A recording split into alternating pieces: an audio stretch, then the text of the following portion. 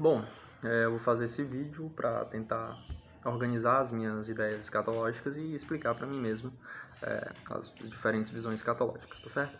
A escatologia é uma parte da teologia sistemática que estuda as últimas coisas, tudo bem? É a volta de Cristo, o julgamento final e tudo mais. A escatologia, ela geralmente é dividida em duas partes, tá? A escatologia geral e a escatologia individual. A escatologia individual, ela não tem tanta divergência assim, mas dentro da escatologia geral tem um ponto ali que gera muita divergência, muita discordância, e é sobre esse ponto que eu quero tratar, certo? Esse ponto, ele está presente no livro de Apocalipse, no capítulo 20, tá certo? Durante todo o capítulo 20 vai se falar sobre isso, mas mais especificamente do verso 1 até o verso 6, o livro de Apocalipse vai nos informar, tá certo? O seguinte, Satanás, ele será preso, ele será acorrentado, ele será selado, ele será jogado no abismo e ele ficará preso lá durante 1000 anos, tá certo?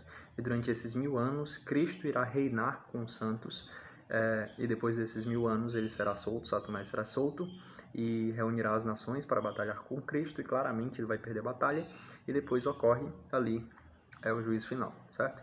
Tem diversas outras coisas ali sobre os textos, né? Vamos dizer que apenas os justos, né, que irão ressuscitar para reinar com Cristo, só depois dos 1000 anos que os ímpios irão ressuscitar e tudo mais. Enfim, o que é que acontece? Tem duas interpretações sobre esse texto, tá?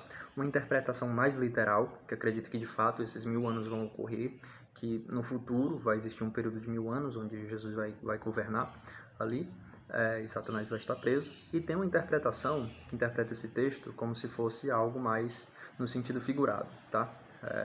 Não é literal, é uma figura de linguagem, e esses 1000 anos já estão acontecendo, já é agora, Jesus já está reinando e tudo mais, certo?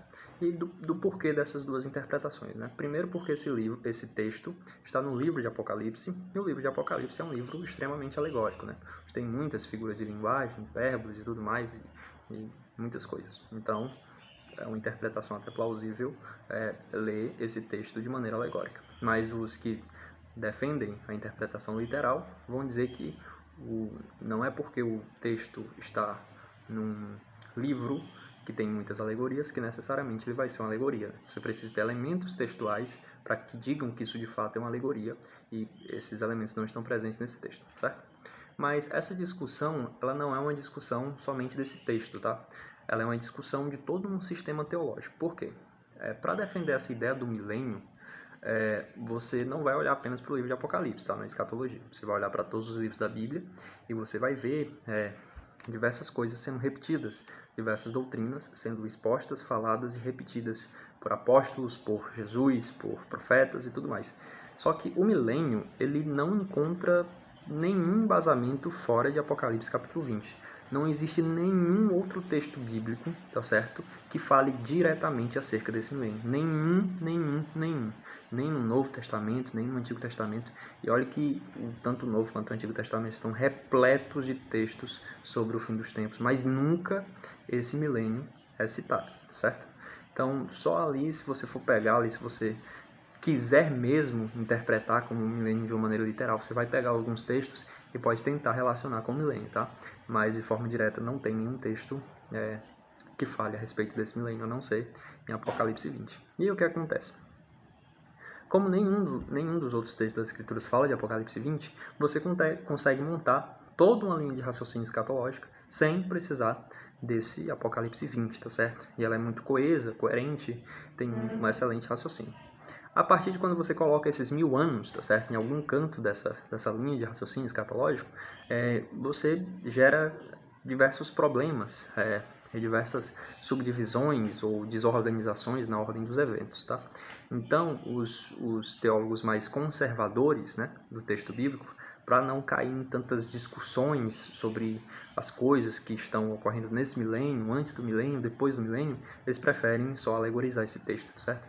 Então, eu digo que até como eu posso dizer, até uma coisa que vai contra esses teólogos conservadores, mais conservadores, é que muitas vezes eles desprezam realmente Apocalipse 20, tá?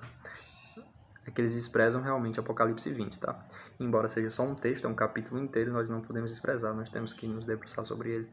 e entender esse texto. Essas pessoas que acreditam que o milênio não é literal, né, e que não dão tanta bola assim para esse milênio, são chamados de amilenistas, tá? É aquelas pessoas que acreditam que o milênio de fato é literal, são chamados de milenistas. Mas aí que tá, como eu disse que tem muitas discussões, né, se você aceita esse milênio como literal, a primeira pergunta que surge é, tá, se o milênio é literal, Jesus Cristo volta antes do milênio ou depois do milênio? E aí você tem essa divergência e você tem dois grupos. Um que apoia que Jesus Cristo volta antes e o outro que apoia que Jesus Cristo volta depois. São chamados pré-milenistas, ou seja, Jesus Cristo volta antes do milênio, pré-milenistas, e os pós-milenistas, que Jesus Cristo volta depois do milênio. Ok? Show! Mas dentro desse grupo de milenistas, que tem os pós e tem os pré, dentro dos pré-milenistas, você tem outra pergunta a se fazer, tá? Mas se Jesus volta antes do milênio, você tem a tribulação ali. Então Jesus Cristo volta antes da tribulação ou depois da tribulação. E aí você tem outra subdivisão, certo? Aqueles que acreditam que Jesus volta antes da tribulação e aqueles que acreditam que Jesus volta depois da tribulação. E ainda tem um pequeno grupo ali que acredita que Jesus Cristo pode voltar no meio da tribulação, mas ele se assemelha muito com o grupo que acredita que Jesus Cristo volta depois. Então, essas são as visões. Para organizar, tá? Imagina como se fosse uma árvore aqui, ó. O milênio bem aqui, tá? O ponto aqui, o milênio bem aqui. E você tem uma divergência aqui. Você tem os amilenistas, que não acreditam no milênio literal, e os milenistas, que acreditam no milênio literal. Os amilenistas, pronto, morreu aqui e acabou. Essa a visão teológica deles, não tem nenhuma ramificação. Morreu aqui, pronto. É simples, é tranquilo, é sucesso. Os que acreditam no milênio, certo? Partindo desse ponto, você tem outra ramificação. Você tem duas ramificações aqui dentro desse ponto, que são os pós-milenistas e os pré-milenistas. Os pós-milenistas, que acreditam que Jesus volta depois do milênio. Se você acredita nisso, ok, pronto, morreu aqui. Mas se você é pré-milenista, dentro desse pré-milenismo você tem outra questão, né? Então, dentro dessa perninha aqui, nós temos mais outras duas perninhas. E dentro dessas duas perninhas são os pré-milenistas que acreditam que Jesus Cristo volta antes da tribulação, que são os pré-milenistas pré-tribulacionistas, e os que acreditam que Jesus Cristo volta depois, que são os pré-milenistas pós-tribulacionistas, certo? Então são esses quatro grupos: amilenistas, pós-milenistas, pré-milenistas pré-tribulacionistas e pré-milenistas pós-tribulacionistas, certo? Essas são as quatro visões principais.